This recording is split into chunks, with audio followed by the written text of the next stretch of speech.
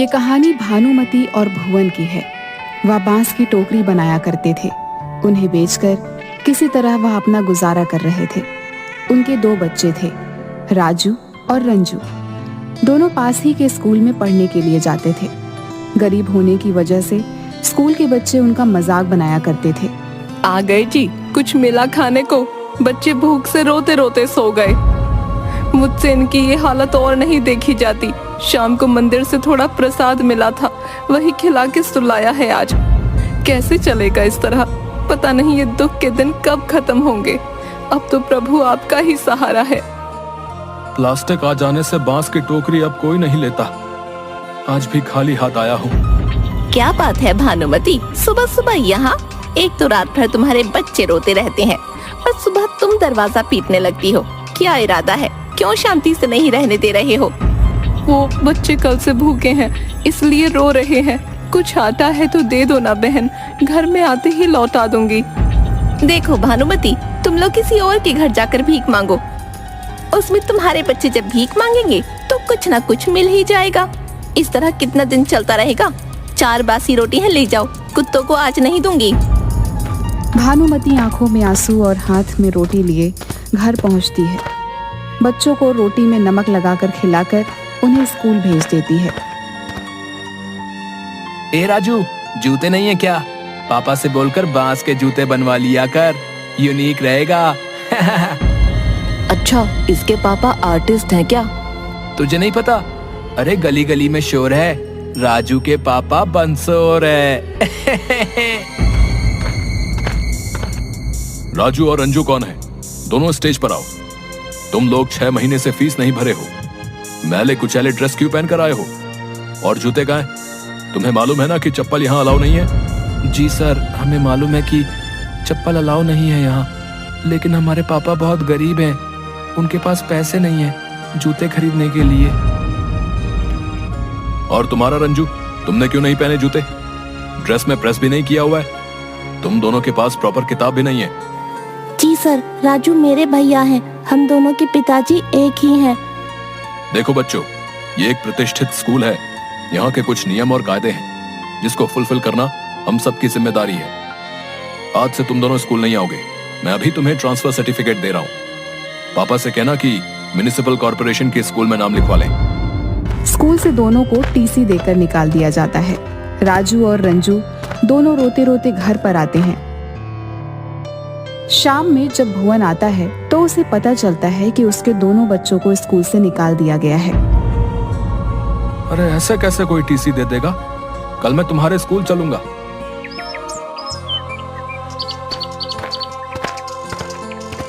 नमस्ते सर। हाँ बोलिए। सर, मैं राजू और रंजू का पिताजी हूँ। सर, पैसे की कुछ तंगी है, इंतजाम होते ही दे दूंगा। अच्छा, तो तुम ही राजू और रंजू के पिताजी हो। आज तक कभी भी तुम्हारी फीस टाइम पर स्कूल को नहीं मिली। तुम्हारे बच्चे का पहनावा जोकर जैसा है। पैर में चप्पल, जूता कभी नहीं पहन के आए। फटे पुराने बिना प्रेस किए हुए कपड़े, ऐसा हमारे स्कूल में नहीं चलता। तो आप कोई म्युनिसिपल कॉर्पोरेशन का स्कूल देख लो। मैंने उन्हें टीसी दे दी है। गार्ड, इन्हें स्कूल के बाहर का रास्ता दिखा दो। प्रिंसिपल की बेइज्जती की आहट से भुवन सड़क पर जा रहा था। किसी ट्रक वाले ने उसे पीछे से टक्कर मार दी। टक्कर लगने की वजह से भुवन की उसी समय मृत्यु हो जाती है। पुलिस उसके शरीर को हॉस्पिटल पहुंचवा देती है, जहां डॉक्टर उसे मरा हुआ घोषित कर देता है। किसी ने भानुमति को आकर भुवन के एक्सीडेंट के बारे में बताया। वह अपने बच्चों के साथ दौड़ती हुई हॉस्पिटल पहुंचती है, जहां भुवन को मरा हुआ देखकर भानुमति जोर जोर से रोने लगती है। भुवन के जाने के बाद उनकी स्थिति बद से बदतर हो गई। भानुमति, आज भुवन को मरे 3 महीने हो गए। अब तो हम तुम्हें नहीं रख सकते।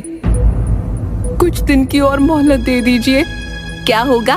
रोज तुम्हारे यहाँ उधारी वाले गाली गलौज करते हैं। तुम आज किराया दो, नहीं तो घर खाली करो। आखिर में भानुमति बच्चों के साथ नानी के घर जाने का फैसला करती है।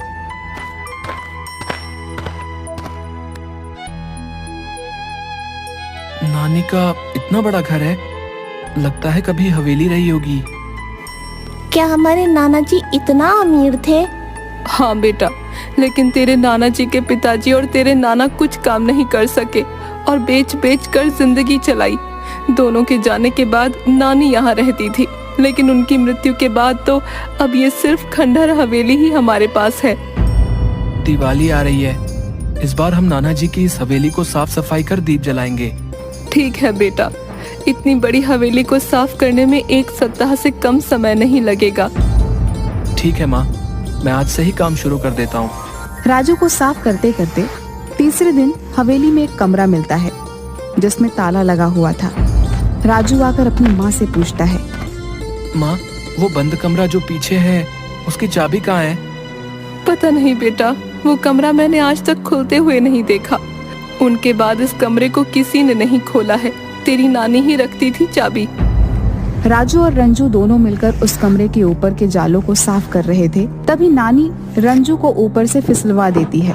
रंजू दरवाजे के चौखट में लगे हिरन का सींग पकड़ते हुए नीचे गिर गई। तभी दरवाजा गड़गड़ाहट के साथ खुलने लगा। रंजू, तुम ठीक तो हो ना?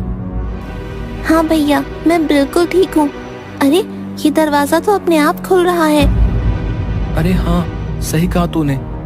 आओ चलकर अंदर देखते हैं। रंजू, तुम दौड़कर टॉर्च ले आओ, अंदर बहुत अंधेरा है। ठीक है भैया, मैं अभी लाई।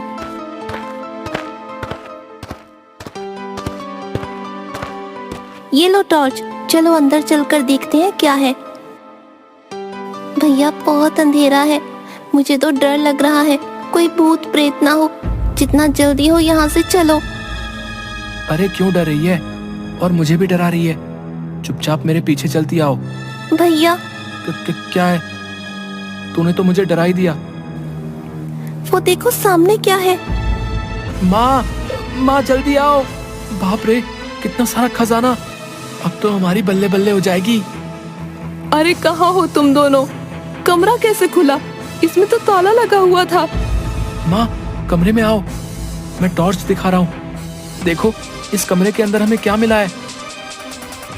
शायद एक खजाना हमारे पुरखों ने जमा किया हो, ताकि हम लोगों का जब ऐसा दिन आए तो ये खजाना हमारे काम आए।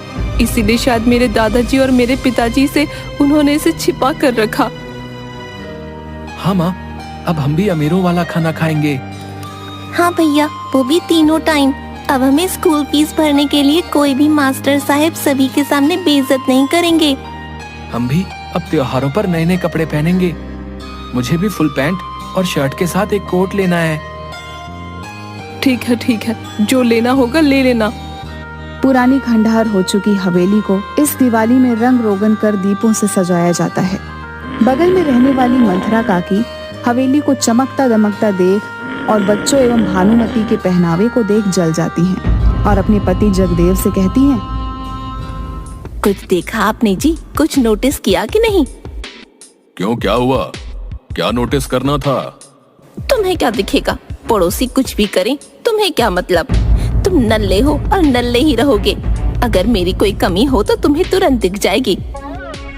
अरे, भानुमति अपने बच्चों के साथ मायके आई है तो अपने साथ धन संपत्ति भी लाई होगी। हाँ, तुम्हें तो मेरे सिवा सब अच्छे ही दिखते हैं। जब भानुमति आई थी तो लगता है मैंने देखा नहीं था कि किस तरह के फटे कपड़े पहने थे उसके बच्चे ने, और आज यहाँ उसको खजाना मिल गया। रहने दो, तुमसे तो बात करना ही बेकार है। मंथरा से रहा नहीं जाता। वह अपने भाई जगदीश उर्फ जग्गा को सारी बात बता देती है। जल्द ही जग्गा अपने तिक्रम दिमाग से जान जाता है कि उसके उस हवेली के अंदर, उस हवेली के एक कमरे में पूरा कमरा पैसे से भरा हुआ है। वह अपने दोस्त डागा की मदद से हवेली में पैसों की चोरी करने के लिए जाता है। ये जग्गा क्यों यहाँ आया था? क्यों, साला है आपका? यहाँ आ नहीं सकता क्या? चोर डकैत किसी के सगे नहीं होते, समझी? मैं नहीं चाहता कि यहाँ आकर भी चोरी डकैती करे। भाई जग्गा, पक्का पता है ना कि इस घर में पैसों से भरा कमरा है? वो क्या है ना कि ये खंडहरनुमा हवेली से मेरे को डर लगता है। बोले तो मुझे भूत प्रेत से बहुत डर लगता है। अबे घोंचू, हैं? तू चोरी करता है लेकिन तुझे पुलिस से डर नहीं लगता, और जो दिखता नहीं उस भूत प्रेत से डर लगता है। देख जग्गा भाई, एक तो रात, ऊपर से खंडहर हवेली, डर तो दिल में बनता ही है ना मेरे भाई। एक काम कर, प्लान चेंज कर, कल दिन में आकर अपन चोरी करेगा। अबे घोंचू, हैं? दिन में सभी जागे होंगे, तू चोरी का प्लान बना रहा है या पिटवाने का? ठीक है भाई, अब ऐसा कर, तू आगे चल, मैं तेरे पीछे पीछे चलूंगा। मेरे को अभी भी डर लग रहा है। सुना है इस खंडहर हवेली में रात में भानुमति की माँ भूतनी बन के घूमती है। हाँ। दोनों धीरे धीरे आगे की ओर बढ़ रहे थे। तभी डागा का शर्ट पीछे से एक कील में फंस जाता है। डागा को लगता है कि उसे भूतनी ने पकड़ लिया है। जग्गा, मेरे पीछे देख, पीछे पीछे कोई है जिसने हमें पकड़ लिया है। अबे डागा, तेरे पीछे कोई नहीं है। तू अपने मन से भूतनी का भ्रम निकाल दे और चुपचाप मेरे साथ चल। जलाल तू, आई बला को टाल तू। बाप रे, पकड़ लिया भाई, पकड़ लिया, बचाओ बचाओ। डागा जोर लगाकर भागता है। उसकी शर्ट कील में लगने की वजह से फट जाती है। अबे क्या हुआ? चिल्लाया जा रहा है। हम चोरी करने आए हैं, चौकीदारी नहीं कि जागते रहो चिल्लाना शुरू कर दिया। मरवाएगा क्या है? एक बार बोल दिया कि पीछे कोई नहीं है, फिर भी तुम डरे जा रहे हो। भाई भूत है भाई, कोई आदमी नहीं जो तुझे दिखाई देगा। ये देख, मेरी शर्ट पीछे से फट गई है। अरे ये तो जग्गा और डागा की आवाजें हैं। रुको, मैं अभी पुलिस को फोन लगाता हूँ। नानी का भूत डागा को डराना शुरू कर देती है। भाई उधर देखो, ठक ठक की आवाज करते करते कोई आ रहा है। जान बची तो लाखों पाए। भाई वो खजाना तू ही संभाल, मैं तो चला। कौन है वहाँ पर? चोर पकड़ो। भानुमति की जोर जोर से चिल्लाहट की आवाज सुन जग्गा और डागा दोनों सरपाव लेकर भागने लगते हैं। लेकिन जगदेव द्वारा बुलाए गए पुलिस उन्हें पकड़ लेती है।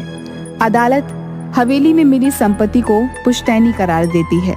अब राजू और रंजू पढ़ने के लिए शहर से हटकर राज्य के सबसे बड़े स्कूल में पढ़ते हैं।